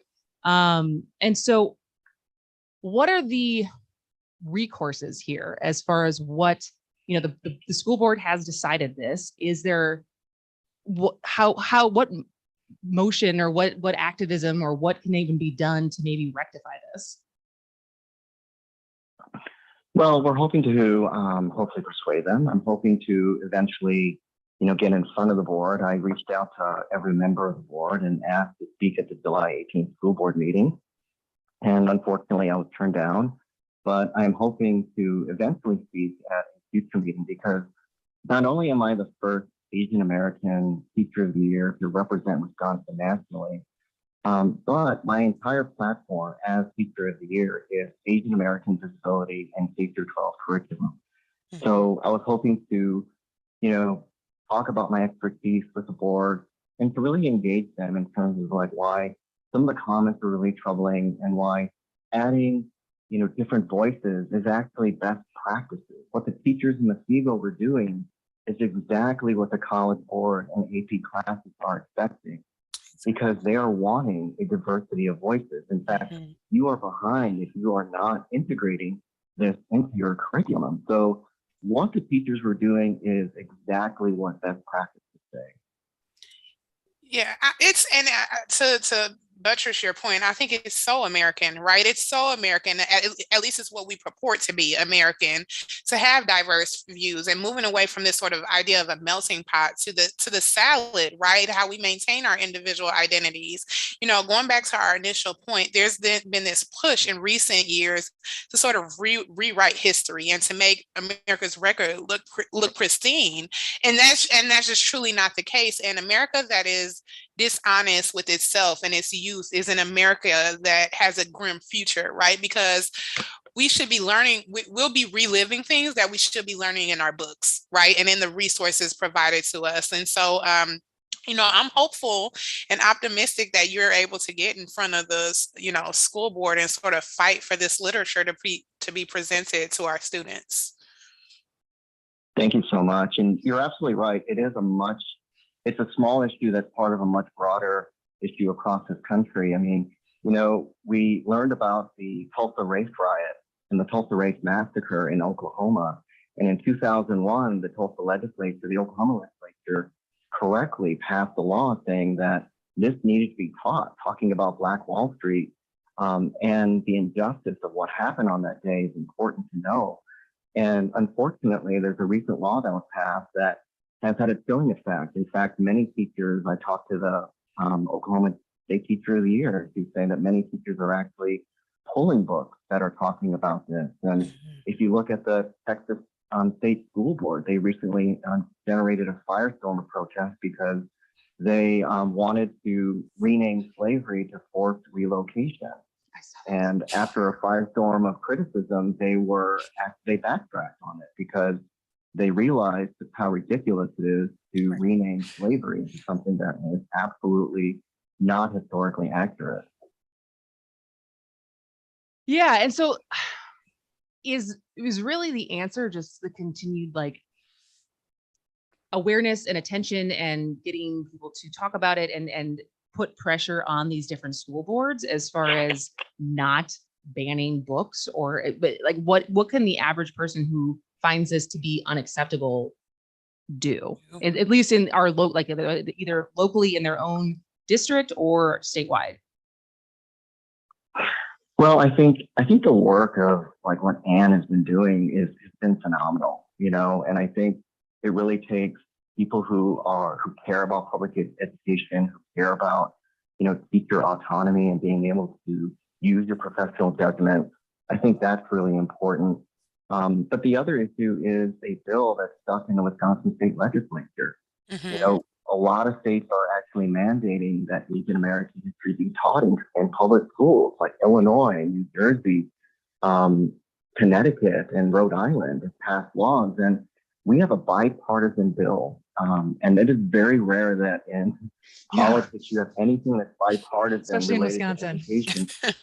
Absolutely. And there's a bipartisan bill that is stuck in the education committee for the last 2 years that literally would add Asian Americans as being required in terms of our history being taught in K through 12. And so we are hopeful that something like that could be passed, but also to support individual teachers and to understand that like local elections also really matter. Mm-hmm. Absolutely. Thank you so much for the call, Cabby. I actually think Anne is on the other line, so I'm going to jump to her quickly because I know she's been waiting and get a little bit more perspective. But thank you for the call and thank you for all your work and congratulations on being the 2022 Wisconsin Teacher of the Year. And I hope to thank you so much. I hope to talk to you soon. Anne, are you still there? I'm here. Can you hear me? We can hear you. Thank you for waiting. And so obviously, I think I would love to hear more of the role that you've been playing is trying to get attention on this, because I think you and I connected even during the school board election, and you were warning that there was a pretty extreme candidate who I think is now sitting on the Muskego Norway school board, correct? This is all correct. So I just wanted to say, while I was listening to Cabby speak, I wanted to be able to text you and say, just keep Cabby on. He's doing such a beautiful job. Cabby has been such an incredible advocate and partner, you know, in this. He reached out to me to see what he could do to help. And I cannot say enough about, you know, the work he's put into this and what a fantastic partner he's been. So, but yes. So, Kristin, you and I did connect over one of the school board members who's actually now on the school board, who presented during the election cycle some pretty controversial viewpoints. He said things like that he thought Black history should be relegated to February. And just we got about a minute till break. So just, oh God, I don't want you to get cut off. Nope. So I guess basically from my perspective, like what Cabby was saying, this is very much about this one book, right? It's very much about Japanese incarceration and Japanese history, the importance of telling this tragically American story. But it's also such a larger issue that we are dealing with specifically here in Muskego, across the state and across the country, right? This anti-diversity fervor that has taken over people. This is the repercussion of that. Mm-hmm. We are seeing it in real time. Mm-hmm. We knew it was coming, and here it is, staring us in the face and having an effect on our students and on our teachers, on what they can teach and how they feel. And from my perspective, you know, without our teachers, we have nothing. Absolutely. Right? Thank you so much for your call, Anne, and bringing attention to this. It's a serious issue. This is As Goes Wisconsin with Kristin Brey. Just made it. Cabby was great. That was good. He's actually that was I heard his name for the first time because one of the potential columns that we're going to do at Journal Sentinel was about the bill that he's talking about. And so I think it was MJ Wong, who I think she works for Wisconsin Democrats, but this is obviously this is less political. It's more about the Asian American curriculum. And she had, when we were talking about the potential script, she had mentioned his name. And so very eloquent. That was really good. Very, yeah, for it's funny to have like something. Sorry to cut you off. Do you have a song selection? I ran out of songs. What about the Beyonce song? Yeah, Break My Soul. Okay, you both said it at the same time, one at a time? Break My Soul. Break My Soul, okay. Yeah, that was really good. Really? It's been a good show. It has been a really good show. As Debbie said, it's been that's what's fun. It's like to be able to be like, all right, sometimes it's be politics and sometimes it's just a wide smattering of other things. Yeah. We're just gonna roll with it. But yeah, I feel like having that Cabby call in not planned is like, oh, it might as well have just been like a planned interview because that's perfect. So good.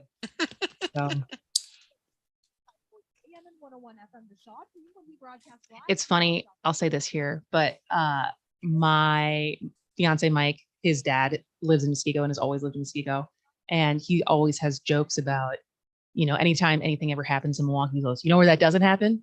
Muskego.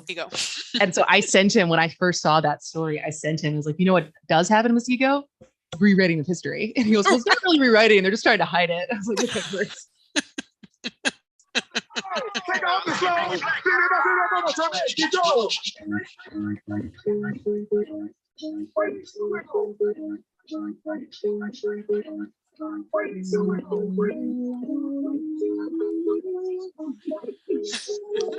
If you are just listening and not watching Nwabuzor and I totally dance out to this song, you are missing something. So maybe I'll have to post this as its own separate TikTok of us dancing that hard to Beyonce, Break My Soul. Well, this has been quite the show. We have covered economics, immigration, history.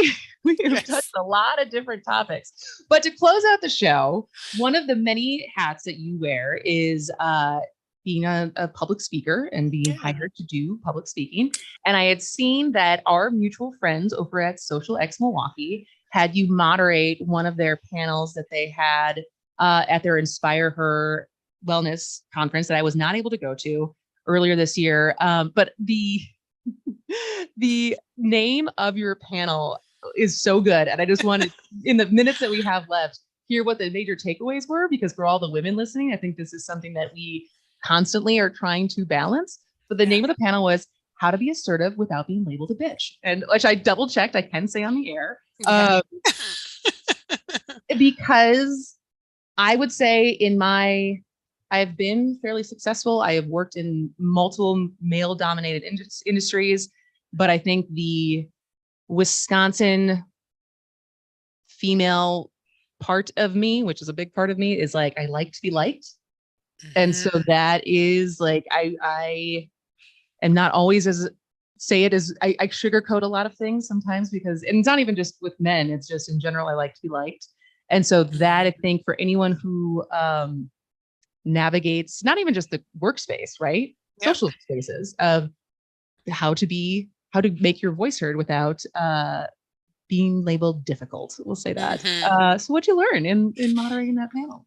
Yeah. So first things first, the problem we sort of established, the problem is a lot less women and it's more just social issues, right? Because a lot of the things, and this isn't new, this is, time tested, that a lot of the things women do, if our male counterparts do it, it doesn't get the same negative response. So part of it was just ownership of that, right? Be aggressive. That's a poor way of putting it. Be assertive, own it, and dominate. And it's, do you want to be a thermometer or do you want to be a thermostat, right? A thermometer reads the room, a thermostat sets the temperature, right? And be a thermostat. And sometimes that requires you to dig your heels in, and that requires you to, lay things on a little thick.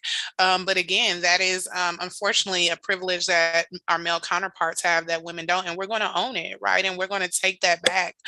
There was some conversation though about delivery, right? And understanding sometimes you might not have the best delivery, right? And how can you cultivate that delivery in a way that's a bit more palatable, not so that you can make yourself, accepted by others, but so that what you're ultimately trying to achieve is really absorbed, right? So there was some conversation and discussion around that. And then there was even some conversation discussion about turning it off once you get home, right? What works in the boardroom, what works in the, you know, in our classrooms, what works in our offices isn't necessarily what works in your intimate relationships. And how sometimes being a type A alpha female that consistently dominates, you have to learn to turn that switch off when you get home. So that's super interesting. I wish I would have been able to hear that, because I think miss that it out on a good event. yeah, when I saw the lineup of I forgot what I was doing that weekend why I couldn't go, but they put on so many good events. This is a big Yes. shout out for Social X Milwaukee, Yes. which is an organization. It's like a networking organization that is specifically was founded to, try to impact brain drain in Milwaukee, specifically with Black and Brown communities, of trying to get people to move to Milwaukee, get people to stay in Milwaukee, and for young. I think when they started, millennials were in their 20s. Now a lot of us are in their 20s. I was gonna say we're knocking on 40, honey. But they're still doing. I mean, they just had their homecoming week. This in June, the week of it was actually my birthday. Tania, who is one of the founders, her birthday's the day after mine. We're almost birthday twins. I think I saw that on Instagram. You guys celebrating at the run. Everything that were you at their neon party? No, I didn't make it to that. Yeah, that was very fun. All right. Well, in the last couple of minutes we have, I'd love to hear more about what your organization, the Dreamer. Yes. All right, the Dreamer Incorporated. Dreamer Next Door. Sorry. Yes. No, you're good. What is the work that you do with that organization that you founded? Yeah, so as you sort of alluded to earlier, I did a TEDx talk, and that TEDx talk, I did it in, I think, April 2019, and it was the first time that I revealed publicly that I was an undocumented immigrant. It was a pretty pivotal moment for me. It was very therapeutic, but it was a real shift, and what I didn't want that sort of moment to turn into was a moment, right? I wanted something that would keep the dialogue and the discourse growing, at least locally. Hopefully it advances nationally. And so I created a scholarship fund, and that is our primary focus. The Dreamer Next Door is designed to alleviate the financial burdens of higher education on undocumented immigrants, along with education and mobilizing millennials on pressing socio-political issues, particularly immigration reform. So we have a huge scholarship fund. Well, not huge, that's an exaggeration, but we have a solid scholarship fund. We award scholarships annually because Dreamers do not qualify for FAFSA, or the free application for federal student aid. So that's a piece of the work we do. That is, and how many different scholarships have you given out since you founded? We started in 2019. We've given out, I want to say 5. All right. Yep, 5 or 6. So, hey, I'm not Susan G. Komen. I'm not, any of these, but I think having lived the experience, even $100 made a difference in me being in college, not having student aid, right? And so we don't give out anything less than $1,000. And, if we impact one life, my heart is filled. Absolutely. So is that for applicants who receive the scholarship? Is it specific to people who are in Wisconsin? Is it national? No, it is national. So any dreamer, all you have to be is an undocumented immigrant, have evidence of that. So CPS status, DACA status, something like that, and then be enrolled in a JUCO, a community college, or 2-year, 4-year institution. All right, that is very good to know, and I will link that in everything. We're still working out all the kinks as far as where people can listen to the show after it's live. And so, but as far as a recap, I definitely want to put all of the different things that we talked about and where people can find the Dreamer Next Door. But also, so when you're a public speaker and you do, I think even this morning you had a speaking engagement. So what are the different topics that people can hire you to come talk about? Oh, I can talk about, millennials in corporate America, anything related to corporate American professions, demographics that are sensitive to me, anything about being Black, about being a woman, about being an immigrant, and sort of the social dynamics around that. So many things I've talked about, how to advocate for yourself in the workforce as a woman, as a millennial, as a young, a ton of things. We can curate it to your needs. Awesome. So. All right. Well, where can people find you? On LinkedIn, my name, Nwabuzor. You can go to my website, www.imesioma.com. You can find me on Facebook, Isioma N. You can find me on Instagram, Isioma N. Twitter, Nwabuzor. I'm on all the platforms. Perfect. She is everywhere. You can find her. Well, thank you. This has been, I can't wait to have you back, because this has been a very easy 2 hours, and you've able to, I think, bring a very interesting perspective to a lot of different topics. And thank you for spending 2 hours with me today. Thank you for having me. Hey, Luke, I know he's probably somewhere in the background. Thank you guys. You guys have been amazing. All right. This has been As Goes Wisconsin with Kristin and Brey. We'll see you tomorrow.